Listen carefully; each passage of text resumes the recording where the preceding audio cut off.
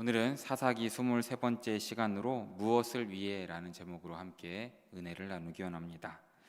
우리는 스스로에게 무엇을 위해 라는 질문을 할 수 있습니다. 우리가 만나는 다양한 상황, 다양한 환경 가운데 우리 스스로에게 물어볼 수 있는 것이죠. 나는 무엇을 위해 이 일을 하고 있는가? 무엇을 위해서 이 일을 하려고 하는가? 무엇을 위해서 화를 내고 무엇을 위해서 애를 쓰는가? 무엇을 위해서 일과 에너지를 쏟고 있는가라고 질문을 던질 수 있습니다. 그리고 이 질문에 대해서 곰곰이 생각하면서 스스로를 살피면 마음을 정리하고 감정을 추스를 수 있기 때문에 이 질문은 우리에게 참 유익하지 않을까 생각이 듭니다. 우리가 스스로 이 질문을 한 경우에 많은 경우에는 나라는 결론에 이르게 될 때가 많습니다.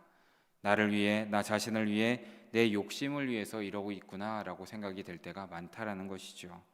그래서 싸움을 할 때도 하고 나서 보면 원인을 생각해 보면 내가 원하는 것을 상대방이 제대로 하지 않아서 그래서 내가 화난 거구나라는 것도 깨달을 때가 있다는 것이죠. 우리가 주님을 위해서 살겠다고 말을 하고 결심을 하지만 얼마나 자주 무엇을 위해라는 질문에 대해서 나라는 결론에 이르게 될지 참 모르겠습니다. 그래서 우리는 나라는 결론에 이르지 않도록 정말 안 좋은 결과를 거두기 전에 미리미리 스스로를 살피는 그런 습관을 가지시길 진심으로 바라겠습니다. 오늘 말씀에서는 결론이 무엇을 위해라는 질문에 나에 이르렀을 때 얻어지는 결과를 함께 보게 됩니다. 우리에게 경고가 되는 말씀입니다. 그래서 오늘 말씀을 통해서 우리가 하는 일을 다시금 생각해보고 우리는 지금 무엇을 하는지, 우리가 하는 일의 목적은 무엇인지 스스로를 한번 돌이키시는 시간 되시기를 진심으로 바랍니다. 우리가 지난 시간 사사기 19장에서는 기브아 불량배들이 행한 끔찍한 일을 보게 되었습니다. 그래서 레위 사람은 그들의 악을 갚아주기 위해서 이스라엘 전역에 그 시체를 조각내어 보내었고 이스라엘 백성들은 이 모든 일을 처리하기 위해서 한자리에 모이게 됩니다. 그래서 이스라엘에 있을 수 없는 이 끔찍한 일을 해결하기 위해서 많은 백성들이 모이는 장면이 1절 말씀에 나와 있습니다. 우리 1절 말씀을 다시 함께 읽어보겠습니다. 이에 모든 이스라엘 자손이 단에서부터 브엘세바까지와 길르앗 땅에서 나와서 그 회중이 일제히 미스바에서 여호와 앞에 모였으니. 아멘. 이 장면을 보기 위해서 지도를 함께 좀 보기 원합니다. 한번 보시겠습니다. 보시면은 이스라엘의 가장 남쪽에서 가장 북쪽까지 있는 지역이고 또 요단강 건너 길르앗에서도 백성들이 일제히 일어나서 한 자리에 모였다는 것입니다. 저 가운데 있는 미스바와 기브아가 그곳에 모였다는 것이죠. 이 미스바는 경계에 있는 지역이었고 문제가 있는 기브아와는 5km 정도밖에 떨어지지 않은 그런 아주 가까운 곳이라는 것입니다. 이렇게 사방에서 이스라엘 백성들이 모이게 됩니다. 이스라엘이 하나가 되는 모습은 좋은 일입니다. 하지만 이들이 하는 일 그리고 이 결과를 보면 좋게만 볼 수는 없다라는 것이죠. 이들이 무엇을 위해서 이 자리에 모이고 있습니까? 바로 같은 이스라엘 민족끼리 싸우기 위해서 모이고 있다라는 것이죠. 이렇게 모인 이스라엘의 수가 2절 말씀 보니까 40만 명이라고 합니다. 엄청난 숫자가 모인 것이죠. 2010년도에 우리나라 육군의 전체 병력이 49만 명이라고 합니다. 그러면은 이 40만 명이라는 숫자가 정말 엄청나게 많다라는 것을 우리는 알게 됩니다. 이렇게 한 자리에 모인 이스라엘 백성들은 먼저 사건을 좀 파악하려고 합니다. 그래서 3절을 보면 레위 사람에게 이 일이 어떻게 일어났는지는 묻게 됩니다. 그리고 레위 사람이 대답하는 장면이 4절부터 6절까지에 대해서 나오고 있습니다. 우리 4절부터 6절까지 말씀을 다시 함께 읽어보기 원합니다. 함께 읽습니다. 레위 사람 곧 죽임을 당한 여인의 남편이 대답하여 이르되 내가 내 첩과 더불어 베냐민에 속한 기브아에 유숙하러 갔더니 기브아 사람들이 나를 치러 일어나서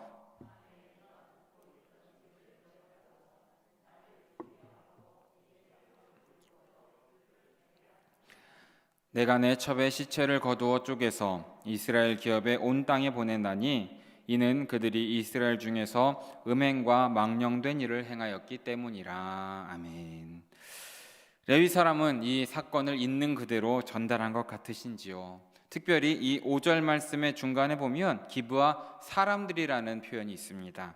근데 이 사람들이라는 단어가 그냥 사람이 아니라 바알레라는 히브리어로 쓰이고 있는데, 이것은 그냥 일반 사람들이 아닌 지도자 아니면 유지, 주인들을 가리킬 때 사용되는 단어입니다. 그러니까 레위 사람은 여기서 왜곡하고 있는 것이죠. 당신은 몇몇 불량배에게 당한 것이었는데 말을 바꾸어서 지금 기브아에 거주하고 있는 영향력 있는 사람들이 나에게 이렇게 해를 끼쳤다라고 거짓말을 하고 있는 것입니다.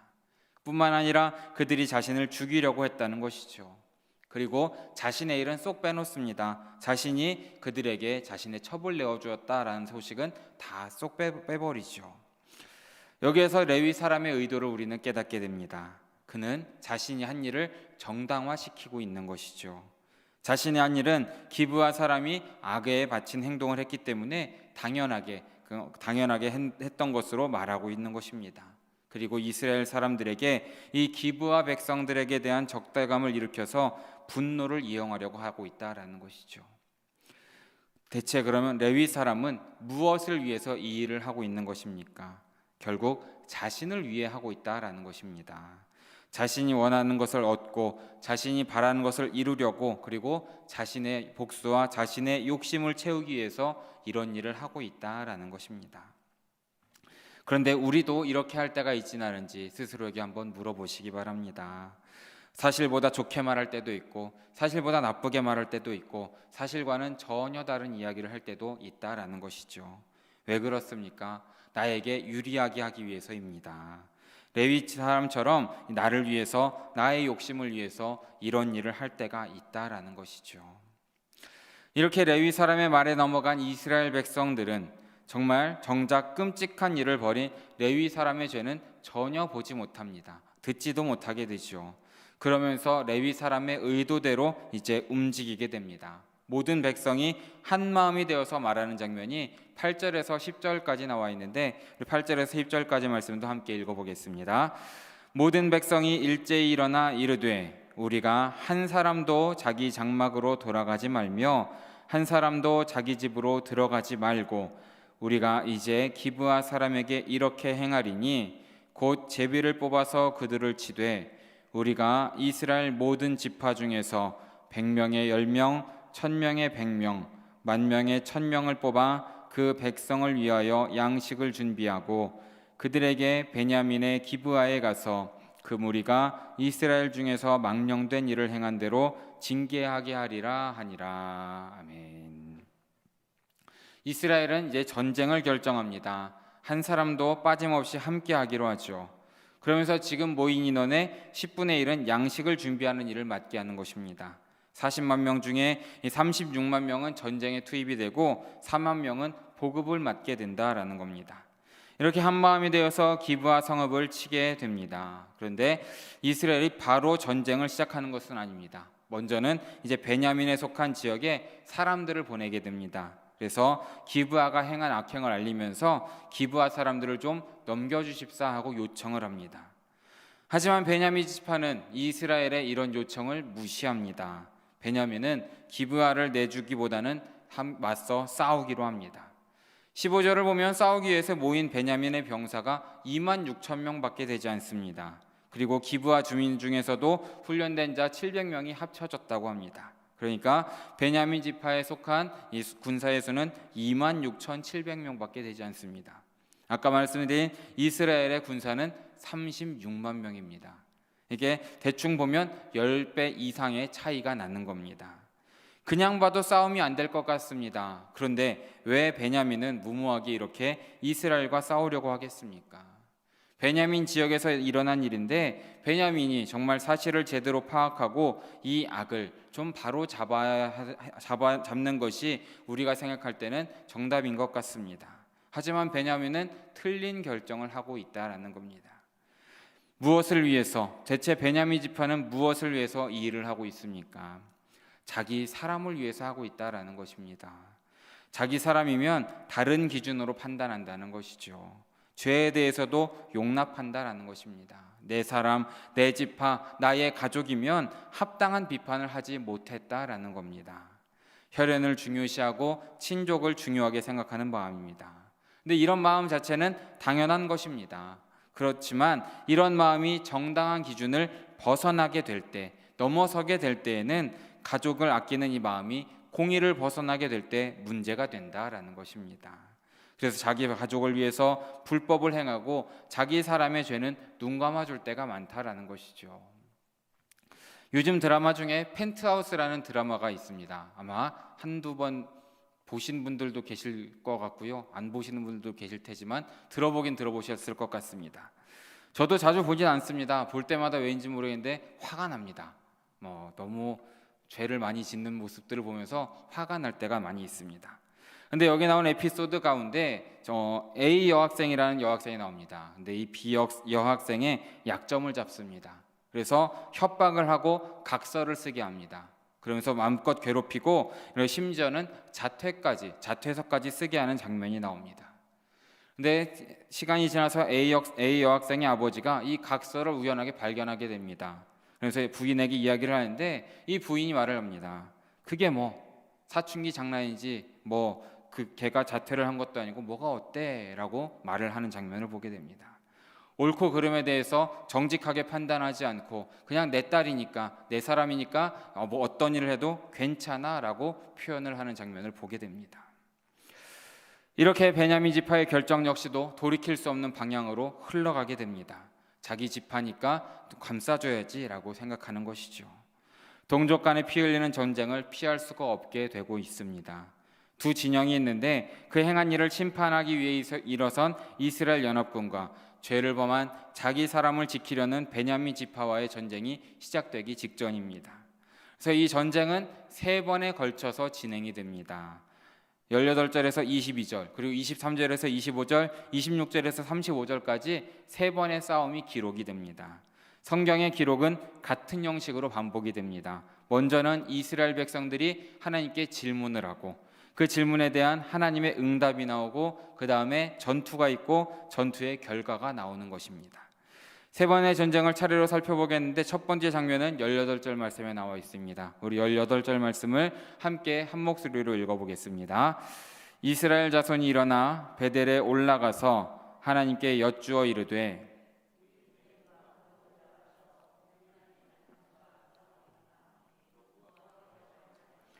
유다가 먼저 갈지니라 하시니라. 아멘.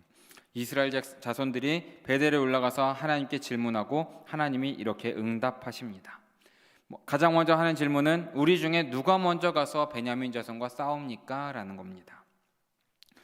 그런데 이 질문이 바른 질문이겠습니까? 이스라엘은 누가 먼저 올라가서 베냐민과 싸워야 할지를 묻지만 가장 먼저 물어야 할 것은 이 전쟁이 정말 합당한 전쟁입니까?를 물어봤어야 되는 것입니다. 하나님이 이 전쟁을 원하시는지, 베냐민과 싸우는 것이 옳은지 전쟁 자체에 대한 질문이 먼저 있어야 했습니다. 하지만 이 질문이 없었던 것이죠. 이스라엘은 이렇게 전쟁을 다 결정한 후에 누가 먼저 올라가서 싸웁니까? 라고 묻는 것입니다. 잘못된 순서이죠. 근데 하나님께서는 이 질문에 대해서도 말씀을 해주십니다. 유다가 먼저 가라 라고 말씀하시죠. 유다에게 리더의 역할을 하도록 하십니다. 그런데 이 이후에 하나님은 전쟁의 결과에 대해서는 아무런 언급을 하지 않으십니다. 그래서 첫 번째 전쟁은 어떻게 됩니까? 이상하게도 베냐민이 승리를 합니다. 그러면서 이스라엘 연합군 36만 명 중에 2만 2천 명이 전사하는 사건이 일어납니다. 전쟁의 상황을 생각해보면 베냐민이 좀 더 지형적으로는 유리했다라고 합니다. 기브아가 고지대에 있었기 때문에 방어하기가 더 수월했을 것이라고 추측이 됩니다. 그리고 패배한 이스라엘은 다시금 이제 하나님께 나아가서 질문을 하고 있습니다. 우리 23절 말씀도 함께 읽어보겠습니다. 이스라엘 자손이 올라가 여호와 앞에서 저물도록 울며 여호와께 여쭈어 이르되 내가 다시 나아가서 내 형제 베냐민 자손과 싸우리이까 하니 여호와께서 말씀하시되 올라가서 치라 하시니라. 아멘. 이렇게 두 번째 질문을 보면 첫 번째 질문과는 차이점이 있습니다. 여기서는 이제 이스라엘이 전쟁 자체에 대해서 스스로 의문을 품게 됩니다. 그래서 자신들이 싸우고 있는 대상에 대해서 다르게 말합니다. 뭐라고 표현합니까? 내 형제 베냐민 자손이라고 표현을 합니다. 형제라는 언급이 추가가 됩니다. 하지만 아직도 부족합니다. 여기에서도 하나님께서는 승리를 말씀하지 않으십니다. 그래서 이스라엘은 다시금 싸우러 나가고 또 패배를 하게 됩니다. 여기에서는 18,000명 정도가 죽게 됩니다. 그러니까 두 번 싸웠는데 이스라엘 백성만 4만 명이 죽었다는 겁니다. 그리고 이제 마지막 세 번째 전쟁을 앞서서 이스라엘은 또다시 베델로 올라갑니다. 그리고 하나님께 엎드려 오는 장면이 나옵니다. 여기에서도 또 달라지는 모습이 보입니다. 우리 26절 말씀도 함께 읽어보겠습니다. 이에 온 이스라엘 자손 모든 백성이 올라가 베델에 이르러 울며 거기서 여호와 앞에 앉아서 여호와 앞에 드리고 아멘. 세 번째 전쟁을 앞두고 달라진 것이 두 가지가 있습니다. 먼저는 이스라엘 백성들을 말할 때 수식어가 붙어 있습니다. 온 이스라엘 자손 모든 백성이라는 겁니다. 그러니까 그동안은 이스라엘 자손이라고만 언급이 되었는데 여기에서는 이제 모든 백성들이 이제 하나님께 나와서 울고 있다라는 것을 보게 됩니다. 또 한 가지 달라진 것은 이스라엘이 금식하며 제사를 드렸다는 것입니다. 이스라엘 태도가 이제 완전히 달라진 것이죠. 두 번의 패배를 경험하고 나서 지금 이 순간만큼은 정말 이스라엘이 이스라엘다운 모습을 하고 있다라는 겁니다. 하나님 앞에 낮아져서 하나님께 울며 기도하며 하나님의 뜻을 구하고 엎드리고 있는 장면을 우리는 보게 되는 것입니다. 근데 여기에서 또 이런 질문도 생깁니다. 이스라엘의 상황은 알지만 정말 여기서 정말 저들이 제사를 드리는 것이 합당할까라는 생각도 들지만 27절 28절에서 보면 이스라엘이 베델에서 제사를 드리는 이유에 대해서 언급을 하는 게 하나님의 언약궤가 거기에 있었고 대제사장인 비느하스도 같이 있었기 때문에 제사를 드려도 괜찮다라고 언급을 하고 있습니다. 근데 제사를 드린 이스라엘이 이제 다시금 하나님께 또 질문을 하는 장면이 28절에 나와 있습니다. 우리 28절 말씀도 함께 읽어보겠습니다. 이스라엘 자손들이 여쭈기를 우리가 다시 나아가 내 형제 베냐민 자손과 싸우리이까 말리이까 하니 여호와께서 이르시되 올라가라 내일은 내가 그를 내 손에 넘겨주리라 하시는지라. 아멘. 여기서 질문을 합니다. 싸우리이까 말리이까. 드디어 하나님의 뜻을 구하기 시작합니다. 전쟁 자체에 대한 질문이 담겨 있는 것이죠. 그런데 패배 전에는 이런 질문은 없었습니다. 자신들이 하는 이 모든 전쟁이 옳다고만 생각했습니다. 이스라엘 중에 이런 죄악을 용납할 수 없다라고 생각했고 그들을 심판하는 것이 공의이고 정의라고 생각했던 것이죠. 하지만 거듭되는 패배로 하나님의 응답 없으심에 대해서 다시금 생각한 것입니다. 이것이 합당한 것인가? 하나님이 기뻐하시고 하나님의 뜻일까라고 생각을 하고 하나님께 이제는 싸울까요 말까요까지도 묻게 되는 것입니다. 그리고 여기에서는 드디어 하나님이 응답하시는데 내가 그를 내 손에 넘겨주리라 라고 말씀하십니다. 하나님께서 승리를 약속해 주시는 것입니다. 그리고 이어지는 본문은 이스라엘이 승리하는 장면이 자세하게 기록이 됩니다. 하나님이 허락하시는데 이 승리가 실제로 어떻게 이루어지는지에 대해서 29절에서부터 자세하게 나와 있습니다. 이스라엘은 매복 작전을 펼치게 됩니다. 일부의 군사들이 베냐민과 싸워 패하면서 도망치는 척을 합니다. 베냐민 백성들은 속아서 도망가는 적들을 쫓아가게 되죠. 그때 이스라엘의 많은 군사들은 먼저 비어있는 성읍을 점령하게 됩니다. 그리고 나서 매복했던 군사들과 함께 모든 군사들이 연합해서 베냐민 군사들을 에워싸고 공격하게 되어서 이기게 됩니다. 그런데 지금 이스라엘이 쓰는 이 전략은 이미 전에 한번 성경에 기록되었던 전략입니다. 이스라엘 백성들이 아이성을 점령할 때 썼던 전략과 동일한 전략을 쓰고 있는 것입니다. 그런데 가나안을 정복할 때 썼던 전략이었는데 지금은 형제를 침범하면서 쓰고 있다라는 것이죠. 특별히 사사기의 저자는 여호수아 8장에 기록된 표현을 그대로 사용하면서 이들이 하는 일이 가나안을 정복하는 것과 동일하다라는 것을 다시금 알려주고 있습니다. 그 결과 베냐민 백성들은 크게 패합니다. 잘 싸우던 베냐민이 그 적은 수로도 36만 명의 이스라엘 백성들과 잘 싸웠던 베냐민이 왜 패배했겠습니까? 이 패배에 대해서 성경은 이렇게 기록합니다. 우리 35절 말씀도 함께 읽어보겠습니다. 여호와께서 이스라엘 앞에서 베냐민을 치심에 당일에 이스라엘 자손이 베냐민 사람 25,100명을 죽였으니 다 칼을 빼는 자였더라. 아멘. 결국 베냐민을 누가 치셨습니까? 하나님이 치셨다는 겁니다. 하나님은 이스라엘을 사용하셔서 베냐민을 심판하셨고, 또 베냐민뿐만 아니라 베냐민을 치기 위해 모인 이스라엘 역시도 두 번의 패배를 허락하시면서 그들을 다 일깨우셨던 것이죠. 이렇게 이스라엘 백성들이 승리를 하게 됩니다. 그런데 여기에 또 다른 큰 문제가 발생을 합니다. 이스라엘은 이렇게 승리한 후에 멈추지 않았습니다. 48절 말씀을 함께 읽어보겠습니다. 이스라엘 사람이 베냐민 자손에게로 돌아와서 온 성읍과 가축과 만나는 자를 다 칼날로 치고 닥치는 성읍은 모두 다 불살랐더라. 아멘. 베냐민에 대한 이 이스라엘의 공격이 도를 넘어섰다라는 것입니다. 징계를 행하는 것이 아니라 학살을 하고 있다라는 것이죠. 힘 있는 자가 약한 자에게 폭력을 행하고 있는 것입니다. 가나안 족속을 진멸했을 때처럼 지금 베냐민을 진멸하고 있는 것입니다. 그럼 대체 이스라엘 백성들은 무엇을 위해서 이 일을 하고 있습니까? 바로 복수를 하기 위해서 이 일을 하고 있다라는 것입니다. 시작은 무엇입니까? 이스라엘에 생긴 죄악을 없애기 위해서, 징계하기 위해서 일어난 것입니다. 그런데 이 모든 과정 가운데 뜻대로 되지 않았습니다. 쉽게 제압할 수 있을 것 같았는데 4만 명이 죽었던 것이죠. 이 베냐민에 대한 분노와 원한이 더욱더 커져버렸습니다. 적대감도 커졌고, 이제 승리를 하니까 이 모든 것을 갚아줄 수 있을 것 같습니다. 그래서 철저하게 갚아줍니다. 학살을 하는 것이죠. 내 형제 베냐민이라고 말했던 이스라엘 백성들은 이제는 싸움의 상대가 누구인지, 그들과의 관계가 무엇인지 전혀 생각하지 않습니다. 왜 이 일을 시작했는지, 무엇이 옳은지 중요하지 않게 된 것이죠. 그냥 이 복수심에 불타버렸다라는 것입니다.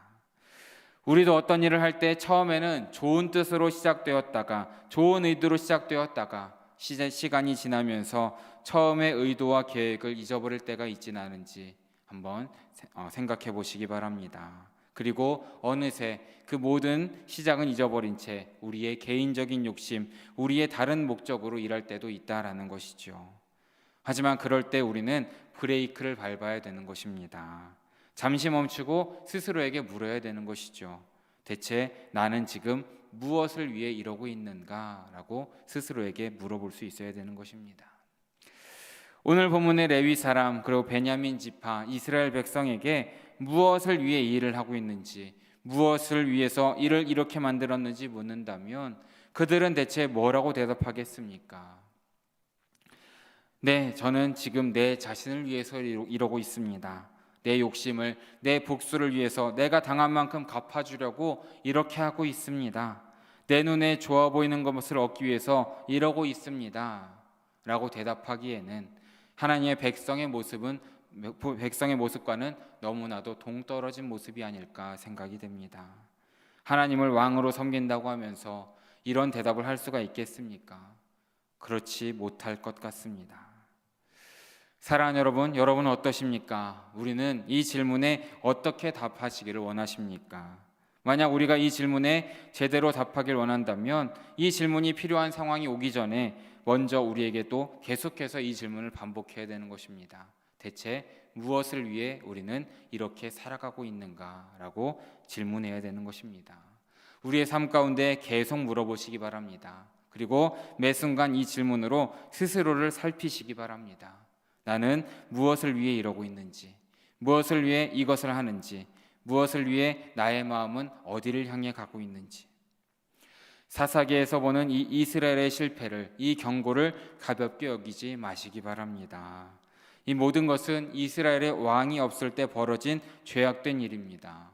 하나님을 왕으로 생각하지 않는 이 시대에 왕의 명령보다 나의 생각, 나의 눈에 보기 좋기에 그렇게 자기 욕심이 우선되는 이때에 벌어진 모든 일이라는 것입니다.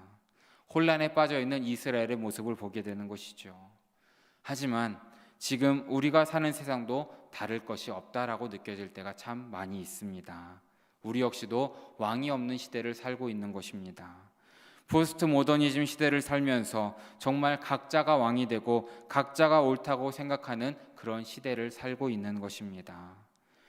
많은 사람들은 자기가 왕이 되어서 자기 자신을 위해 살고 자기 욕심을 채우기 위해서 하나님이 금하신 것도 그냥 행하고 있다라는 것이죠. 그것이 죄든 망령된 일은 악한 일이든 관계없는 것입니다. 하나님이 중요하지 않는 것이죠. 내가 좋으면 상관없고 내 눈에 좋으면 그대로 선택하는 것입니다. 우리가 이런 세상을 살고 있는 것입니다. 그래서 우리 역시도 우리 스스로도 모르게 알게 모르게 영향을 받을 때도 있다라는 겁니다. 하지만 우리는 정말 주님을 믿고 따르는 우리는 세상 사람들과는 다른 모습으로 살아야 되지 않겠습니까? 무엇을 위해라는 질문에 대해서 우리만이 가질 수 있는 목표를 가지고 사시기를 진심으로 바랍니다. 어떤 목표를 가져야 되겠습니까? 그것은 바로 주님이라는 목표를 가져야 되는 것 아니겠습니까? 우리는 이 모든 것을 위해서 무엇을 위해서 합니까? 주님을 위해서 한다라는 것을 우리 스스로 대답하시는 우리 성도님들 되시길 진심으로 바랍니다. 모든 것을 주님을 위해 하고 주님을 위해 모든 것을 하는 것입니다. 주님이 최우선에 있고 다른 모든 것이 주님 아래에 있는 것입니다. 그때 올바른 결정을 할 수 있고 주님 뜻에 합당한 삶을 살게 된다라는 것이죠. 무엇을 위해 우리는 이 질문에 대한 결론으로 주님이라고 답할 수 있어야 되는 것입니다. 그렇다면 우리가 꼭 기억해야 될 것이 몇 가지가 있습니다. 이 주님이라고 답하는 것은 인생에서 만나는 문제를 어떻게 처리하느냐에 달려 있다라는 겁니다. 그리고 그 결과를 어떻게 받아들이냐라는 것도 중요한 것입니다. 이것은 하나님의 말씀을 얼마나 중요하게 생각하느냐에도 달려 있다라는 것이죠. 그 말씀을 우리가 어떻게 받아들이냐라는 것도 중요하다는 것입니다. 또한 무엇을 위해라는 질문에 주님이라고 답하는 것은 우리보다 약한 사람을 어떻게 대하느냐에도 달려 있는 것입니다. 하나님의 공의와 사랑을 우리가 얼마나 실천하느냐에도 달려 있는 것입니다. 그리고 이렇게 주님으로 답하는 것은 결국 주님께서 우리의 우선순위에 있는지 아니면 나를 우선순위에 두는지에 따라 달라진다라는 것입니다. 주님의 뜻을 더 가치 있는 것으로 생각하시면서 온전히 주님을 위해 살아가시는 성도님들 되시길 진심으로 바랍니다. 사랑하는 여러분, 이제 2020년도 이제 이틀 남았습니다. 이 시기에 지난 한 해를 되돌아보시면서 나는 무엇을 위해 지냈는지를 한번 돌이켜보시길 바랍니다. 그러시면서 다가올 2021년도 새해에는 나를 위한 한 해가 아니라 주님을 위한 한 해로 살아가시기를 결단하시길 진심으로 바랍니다. 인생에서 만나는 많은 문제가 있을지라도 하나님 말씀을 우선으로 삼으시는 성도님들 되시길 진심으로 바랍니다. 하나님의 공의와 사랑을 실천하시는 성도님들 되시길 진심으로 바랍니다. 또한 주님께서 우리에게 맡겨주신 그 모든 사명을 위해서 살아가는 우리 성도님들 되시길 진심으로 바랍니다. 이 모든 것이 주님을 위해 하는 것임을 기억하시면서 우리의 한 걸음 한 걸음이 주님과 동행하시는 우리 성도님들 모두 되시길 진심으로 바라고 축원합니다. 함께 기도하겠습니다. 사랑해 주님, 오늘도 이렇게 수요일 저녁 잊지 않고 예배의 자리에 불러주시고 또 각자의 자리 가운데 예배할 수 있도록 인도해 주심에 너무나 감사드립니다. 주님, 우리가 이 시간 주님의 말씀을 붙잡고 살아갈 수 있도록 함께하여 주시옵소서. 오늘 정말 무엇을 위해라는 질문을 우리 마음판에 새기기 원합니다. 우리가 무엇을 위해 사는지, 무엇을 위해 살아야 하는지 늘 스스로에게 질문을 하면서 나의 욕심과 고집을 내려놓을 수 있도록 함께하여 주시옵소서. 그러므로 오직 주님을 위해 수고하고 주님을 위해서 오래 참고 주님을 위해서 사랑을 실천하고 양보하면서 주님을 위해 살아가는 우리의 삶이 될 수 있도록 은혜를 더하여 주시옵소서. 그러므로 다가오는 새해 가운데에도 주님 뜻에 맞게 호람대오의 신앙을 가지고 하루하루를 살아가는 삶이 될 수 있도록 인도하여 주시옵소서. 모든 말씀 우리와 함께 하시는 예수 그리스도 이름으로 기도드립니다. 아멘.